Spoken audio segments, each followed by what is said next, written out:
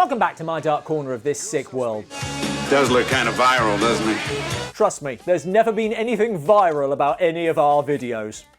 According to Roger Ebert, the trope of introducing a hero via a mini-adventure, usually rescuing someone, was popularised by Seven Samurai.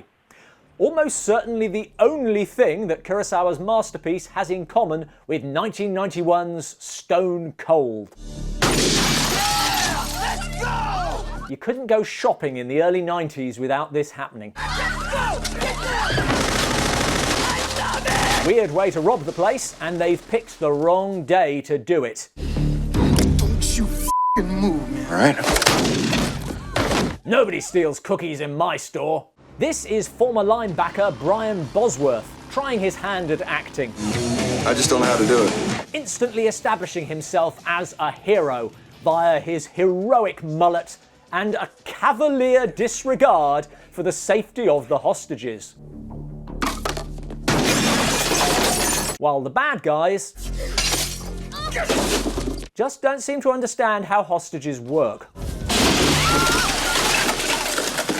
Bosworth plays Officer Huff. You wouldn't like me when I'm in a huff. Firmly in the camp of real cops break the law, not like you pencil pushers. You gotta clean up on aisle 4. And regular viewers will know that 3 minutes in, I already hate everything about this movie. Huff even manages to body shame his pet monitor lizard. You're gonna have to eat your grub if you want to be a stud. I better get more tail than you. And he wins the Dark Corner's Samurai Cop Award for disturbing man panties. I mean, the sooner we get started, the sooner we can stop the forces of evil, yeah. Huff is on suspension when he's contacted by the FBI about a biker gang murdering priests, blowing up judges,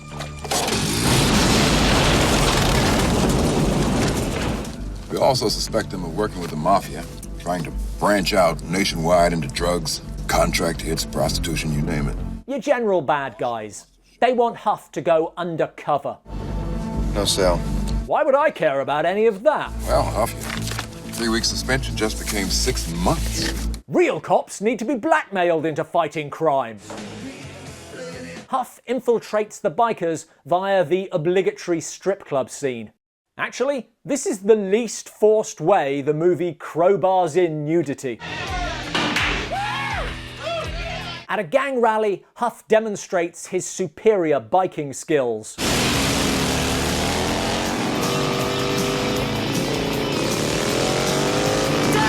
Ah, he went faster. Why didn't I think of that? Now under an alias, he meets Lance Henriksen's gang leader. Stone, this is Chains. Stone and Chains. For the record, we also have Ice, Tool, and Gut. You got balls of steel, Stone. And Steel over there has balls of stone. Things aren't made easier by the fact that 2 of the bikers are virtually identical. Hey, check out this magic trick. I throw a knife at the wall, and I walk through the door. Huff must collect evidence with only his wits between him and discovery. We're gonna get in each other's heads, man. You might not like what you find, Chains. I'm guessing absolutely nothing. The days of leniency are over, my friends. Chains is planning to kill District Attorney Whip Whipperton, who is pushing for the death penalty for the priest killer. Representing the people of the state of Mississippi versus the defendant, Trouble Owens. Trouble is what you call a disobedient child. Ooh, here comes Trouble. Who came up with these names? I don't like what I'm hearing, man. The plan to kill Whipperton gives Huff something definite to focus on rather than just trying to stop the gang. But he is also trying to save Chain's old lady, Nancy. I need a few days to nail her down. But I'll get her. Chains won't like that. But Nancy, who doesn't trust cops, is suspicious for some reason. Huff, it's Lance. Is everything okay? You're a cop. Have none of you done undercover before? Real code word. Here's the problem with this film, other than the fact that I hate everything about Huff. Are you paying attention? Yeah. He gets close to the gang. You won't dance with me. to the point where it actually seems like overly macho flirting. I will peel your skin off with a knife dipped in shit. Sure are pretty bam. Including that piece in your pants. He participates in their activities. Oh no, really, seriously, take a bow.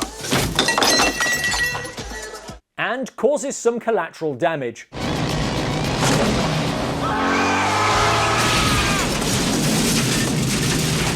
I'm sure the people in the car were fine. But he makes no headway building a case against them, gets caught. Betrayal is a bitch. And gets Nancy killed. Which leaves the planned assassination of Whip. You know, at a moment like this, I think of my father's last words. Don't, son, that gun is loaded. Well, he's dead. And not just him. In fact, the body count in this final fight is extraordinary.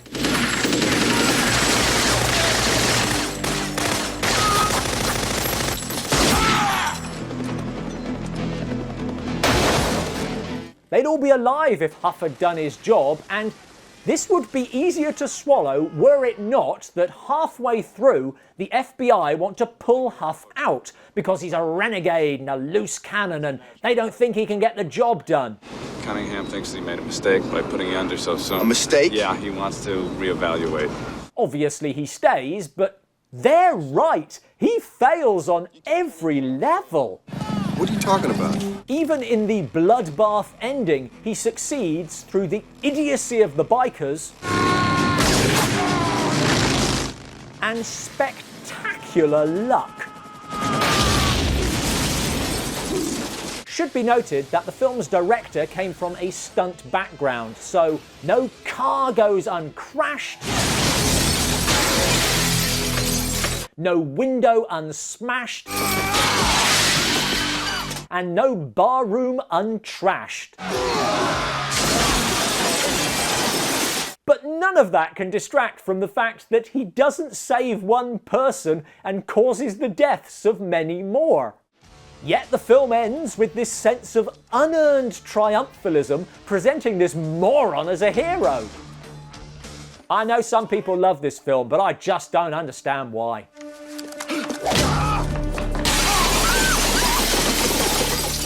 Thanks for watching. For more on Seven Samurai and all the films of Akira Kurosawa, please join us on Patreon for our exclusive series, 50 Weeks of Kurosawa. What other heroes take an unearned victory lap? Let us know in the comments below. Hey, you know me, brother. I'll be there with you to the bitter end.